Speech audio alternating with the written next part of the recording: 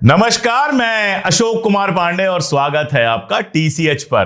तो घर घर सिंदूर को लेकर जो शोर मचा हुआ था 2 दिन तक, कल भारतीय जनता पार्टी के ऑफिशियल हैंडल ने और उनके आईटी सेल के चीफ अमित मालवीय ने अपने हैंडल से यह पोस्ट किया कि भाई ये तो फेक न्यूज थी। 2 दिन तक घर घर तमाशा चलता रहा। इनके प्रवक्ता टीवी चैनल पर बैठकर जस्टिफाई करते रहे कि नहीं, सिंदूर बांटना तो भारतीय संस्कृति के हिसाब से है। इनके प्रवक्ता एक हैं शिवम त्यागी। इन्होंने न्यूज 24 पे कहा था सिंदूर इसलिए बांट रहे हैं क्योंकि हमारे गौरव का विषय है। ऐसे ही के शर्मा ने टीवी 9 पर कहा था कि भारतीय जनता पार्टी के नेता और कार्यकर्ता हमारी माताओं और बहनों के पास जाएंगे तो सुहाग की सामग्री देंगे। 2 दिन तक ये सारा तमाशा चलता रहा। हुआ ये कि ये घर घर सिंदूर योजना को लेकर इतना मजाक उड़ गया, इतना ज्यादा मजाक उड़ गया, औरतें इतने गुस्से में थीं। लगातार वीडियोस आ रहे थे जिसमें औरतें कह रही थीं कि हमारे घर अगर कोई सिंदूर लेकर आया तो उसकी पिटाई हो जाएगी। साफ साफ कह रही थीं औरतें कि सिंदूर तो पति देता है, कोई और सिंदूर कैसे देगा। और आग में घी तब पड़ गई जब ममता बनर्जी जी ने न केवल घर घर सिंदूर योजना पर सवाल उठा दिया, बल्कि यह भी कह दिया कि मोदी जी को अगर सिंदूर भेजना है तो वो अपनी पत्नी को भेजें, किसी और को कैसे भेज सकते हैं। हम लोगों ने भी इस पर बात की थी, दुनिया भर की बात हुई। कांग्रेस के प्रवक्ताओं ने जब भी वो गए या विपक्ष के प्रवक्ताओं ने जब भी वो गए टीवी चैनल पर इस स्कीम पर सवाल किया और शायद ये समझ में आ गया कि ये स्कीम अगर लागू हुई, अगर घर घर गए भारतीय जनता पार्टी के कार्यकर्ता सिंदूर लेके, तो ना केवल देश भर में जबरदस्त बेइज्जती होगी, बल्कि ये भी हो सकता है कि 2-4 जगह उनके साथ दुर्व्यवहार भी हो जाए। और जब ये सब लगा तब जाकर कल शाम को ये कहा गया कि ये तो न्यूज ही फेक है। मेरा सवाल बहुत साफ है, अगर न्यूज फेक थी तो 28 तारीख से 30 तारीख तक इंतजार क्यों किया गया? दैनिक भास्कर कोई छोटा मोटा अखबार तो है नहीं कि किसी गली कूचे में छपा और किसी को पता नहीं चला। और क्यों दैनिक भास्कर, क्यों न्यूज 18 के पोस्टर भी आ गए थे, जो उनके न्यूज पोस्टर आते हैं वो भी आ गए थे, और भी कई जगहों पर खबरें छपी थी। मैंने आपको बताया कि टीवी चैनलों पर बहसें चली थीं, जहां पर जाकर इनके प्रवक्ता इस स्कीम को सही बता रहे थे। 2 दिन तक ये सारा कुछ चलता रहा, 2.5 दिन तक ये सारा कुछ चलता रहा। आखिर भारतीय जनता पार्टी खामोश क्यों नहीं रही?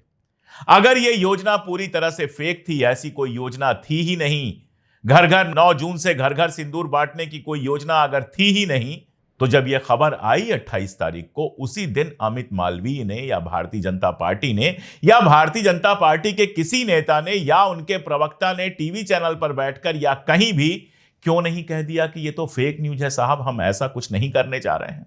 आप जरा सोचिए, भारतीय जनता पार्टी एक बड़ी पार्टी है, देश की सबसे बड़ी पार्टी है, अपने आप को दावा करती है, वो देश की सत्ता में बैठी हुई है।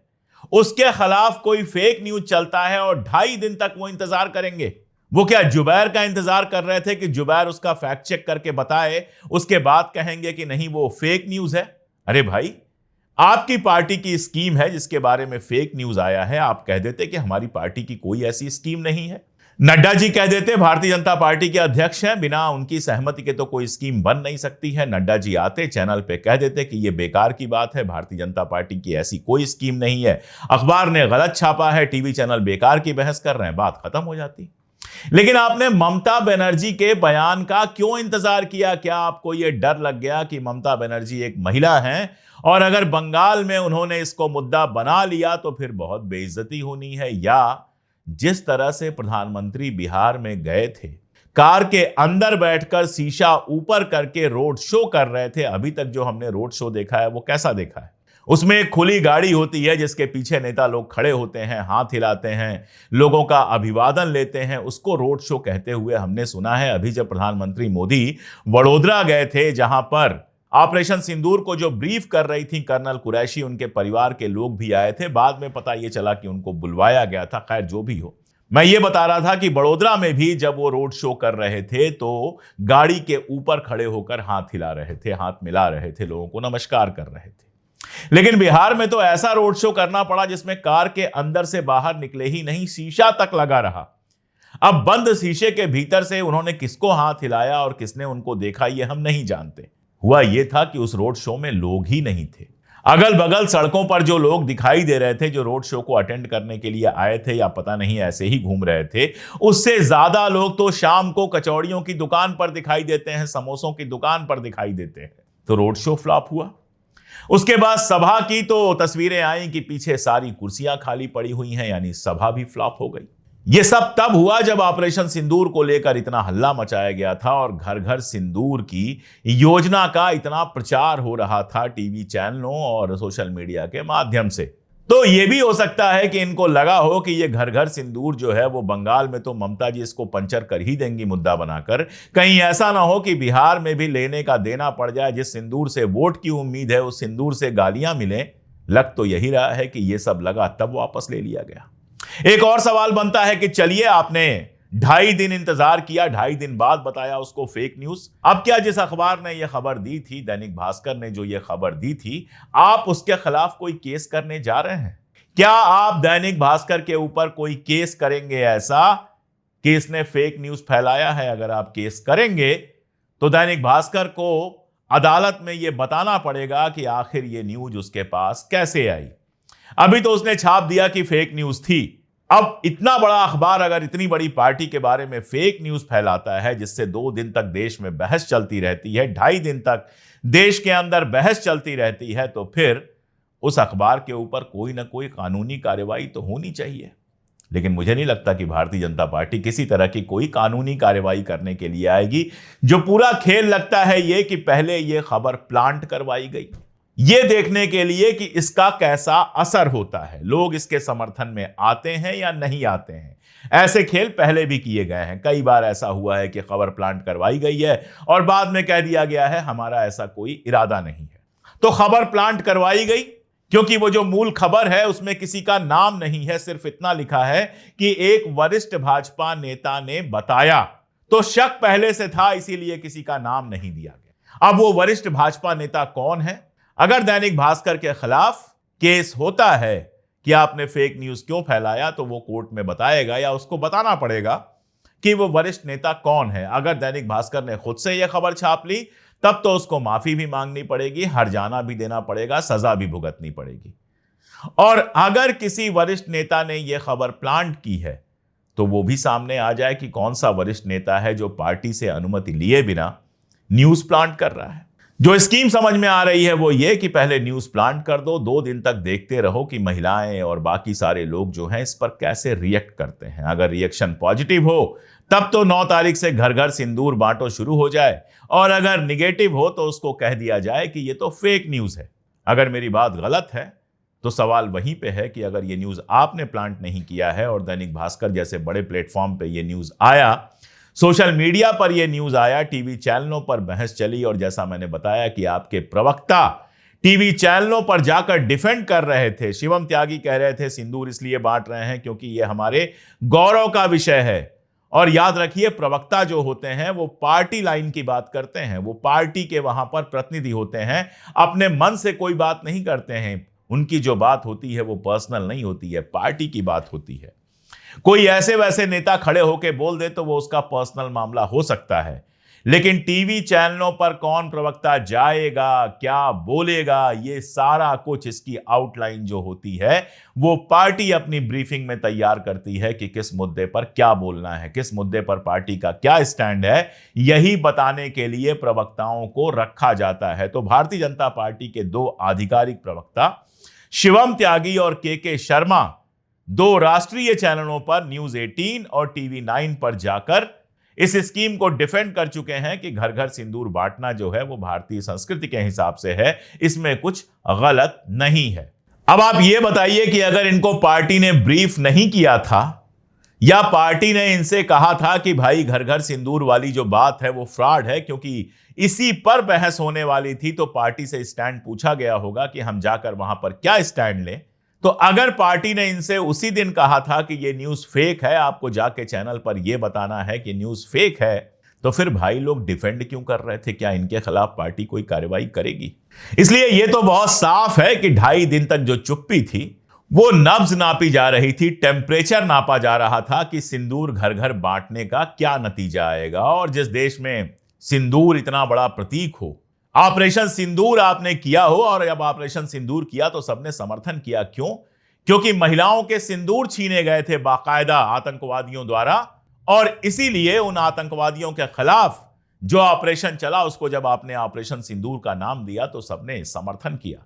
लेकिन सिंदूर बांटने की जब आपने बात की तो दो बातें बहुत साफ थी। पहला तो ये कि आप इसका सिर्फ और सिर्फ वोट के लिए इस्तेमाल करना चाहते हो, और दूसरी बात ये कि एक धार्मिक परंपरा का आप फायदा उठाना चाहते हो, और उस परंपरा के बारे में आपको पता भी नहीं है कि बाहरी आदमी सिंदूर लेके आएगा तो औरतों के ऊपर कितना ज्यादा बुरा असर पड़ेगा, औरतें कितनी नाराज होंगी, क्योंकि सिंदूर और पति एक दूसरे से जुड़े हुए हैं। जब तक पति होता है तब तक सिंदूर होता है, और सिंदूर पति ही लेकर आता है।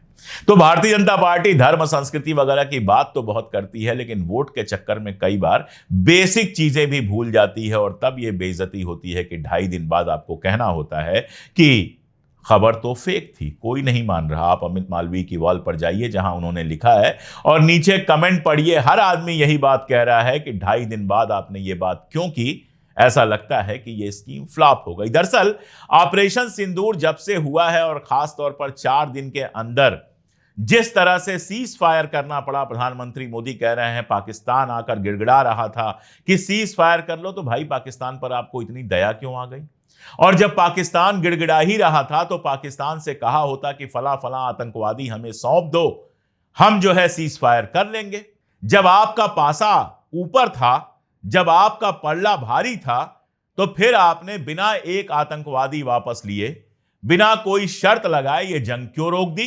कल राजनाथ सिंह जी कह रहे हैं कि नेवी अगर शामिल हुई होती तो ऑपरेशन सिंदूर की कुछ और ही उपलब्धि होती। किसने रोका था सर? किसने रोका था आपको? आप देश के रक्षा मंत्री हैं, पूरा देश आपके पीछे खड़ा था। आप जो भी करते उसमें हम सब लोग आपके साथ खड़े होते, अब भी खड़े होंगे अगर आप कोई कदम उठाएंगे। लेकिन हम क्या चाहते हैं? हम यही चाहते हैं कि जिन 4 आतंकवादियों ने हमारे लोगों को मारा, उन 4 आतंकवादियों को गिरफ्तार किया जाए। पाकिस्तान के अंदर जो आतंकवादी छिपे बैठे हैं उनको गिरफ्तार किया जाए, उस आतंकवादी को भी गिरफ्तार किया जाए जिसको जसवंत सिंह वहां ले जाकर छोड़ आए थे। यह सारा कुछ क्यों नहीं किया आपने? यह सवाल तो पूछा जाएगा। आप कहते हैं पाकिस्तान गिड़गिड़ा रहा था, तो आपसे सवाल पूछा जाएगा कि बदले में आपने पाकिस्तान से क्या लिया? आप जवाहरलाल नेहरू और इंदिरा गांधी की बात करेंगे, आपसे पूछा जाएगा कि आप कह रहे थे पीओके कब्जा हो जाएगा। जब पाकिस्तान गिड़गिड़ा ही रहा था तो पीओके पे कब्जा कर लिया होता, कहा होता कि गिड़गिड़ाओ मत, हम तुम्हारा नुकसान नहीं पहुंचाएंगे, जो हमारा कश्मीर है हम उस पर कब्जा करेंगे, और कश्मीर कब्जा कर लिया होता। लेकिन आपने तो कुछ नहीं किया। और 10 बार ट्रंप यह कह चुका है कि व्यापार के चक्कर में मैंने समझौता करवाया पाकिस्तान और भारत के बीच में। कल तो कोर्ट में उसने कहा बाकायदा, जो अब डॉक्यूमेंटेड हो जाएगा, रिकॉर्ड हो जाएगा, कि मैंने भारत और पाकिस्तान के बीच में समझौता कराया, और ट्रंप को कुछ बोलने की हिम्मत नहीं है आपकी। आप यहां वहां जाकर भाषण दे रहे हैं, लेकिन इससे ज्यादा कुछ भी नहीं कह रहे हैं। ये नहीं बता रहे हैं कि 4 दिन के अंदर जो आपने सीज फायर कर लिया उसमें पाकिस्तान से क्या लिया आपने। और ऑपरेशन सिंदूर का फायदा उठाने की ऐसी मची हुई है आपको कि मध्य प्रदेश में एक कार्यक्रम होने वाला है जिसमें ऑपरेशन सिंदूर की थीम पर सेल्फी पॉइंट बनाया गया है, और इसमें भारत माता और देवी अहिल्याबाई के साथ पीएम मोदी की तस्वीर लगी है। स्लोगन लिखा है, सिंदूर के प्रतिशोध का संकल्प, राजधर्म निभाने वाला सच्चा भक्त। और उसके साथ कर्नल सोफिया कुरैशी और विंग कमांडर व्योमिका सिंह के कटआउट आप लगवा रहे हैं। हमारे आर्मी की 2 सर्विंग महिलाएं हैं, सर्विंग ऑफिसर्स हैं, और उनका उपयोग भारतीय जनता पार्टी के चुनावी फायदे के लिए किया जा रहा है। आपने उनको मंच पर इसलिए भेजा था कि आप उनका चुनावी फायदा उठा सकें। आप बात करते हैं कि पहली बार 2014 के पहले शुरू हुई सर्जिकल स्ट्राइक, और तमाम फौजी ऑफिसर आ जाते हैं टीवी चैनलों पर या वीडियोस में और बताते हैं कि 2014 के पहले भी दुश्मन के देश में घुसकर लोगों को मारा जाता था, लेकिन तब इन चीजों को पॉलिटिकल मुद्दा नहीं बनाया जाता था, तब इनका प्रचार नहीं किया जाता था। आपने राजनीति को पूरी तरह से गिरा दिया है, यहां तक गिरा दिया है कि ऑपरेशन सिंदूर का प्रचार करते हैं, लेकिन जो शहीद हुए ऑपरेशन सिंदूर में उनका नाम नहीं लेते। पुंछ में जिनके मकान गिरा दिए गए उनको 6,500 रुपए आपने भेजा है। बताइए, इतने में तो एक ट्रॉली ईंटा भी नहीं आता है आजकल। आप बताइए कि 6,500 में उन मकानों की मरम्मत हो जाएगी? सुना है अमित शाह जी वहां जा रहे हैं, ये कम से कम अच्छी खबर है। प्रधानमंत्री नहीं गए तो कम से कम गृह मंत्री जा रहे हैं। मैं उनसे हाथ जोड़ के अपील करता हूं कि 6,500 की राशि बढ़ाइए, घरों का सर्वे कराइए और उनको दोबारा बनवाने में जो खर्चा आए वो पूरा खर्चा दीजिए। ये देश की जिम्मेदारी है। देश के चलते उनके घरों पे बम गिरा है, उनकी किसी से दुश्मनी नहीं थी। तो देश की जिम्मेदारी है कि जिनका घर टूटा है उनको दोबारा से बनाया जाए। और कुछ नहीं कर सकते हैं, जिनकी जान चली गई वो तो वापस लाके नहीं दे सकते हैं, लेकिन कम से कम जो लोग मारे गए हैं उनके परिवारों को अच्छा खासा मुआवजा दिया जाए, उनके घरों को दोबारा से बनवाया जाए, ताकि उनको भी लगे कि हमने देश के लिए कुर्बानी दी तो देश हमारे साथ खड़ा हुआ। जनसंपर्क अभियान चलाइए, मोदी जी के बड़े बड़े कटआउट लगाइए, ऑपरेशन सिंदूर जितना बिक सके उतना बेचिए, मोदी जी को एयरफोर्स के ओवरऑल में दिखाइए, लेकिन जो शहीद हो गए उनकी फोटो कभी मत लगाइए। जो लोग बैसरण घाटी में मारे गए उनके परिवारों से मत मिलिए और घर घर सिंदूर भेजने की बात कीजिए। जब फजीहत हो तो उस स्कीम को वापस ले लीजिए। राजनीति के लिए, चुनाव के लिए, वोट के लिए इस हद तक जाना जरूरी है क्या?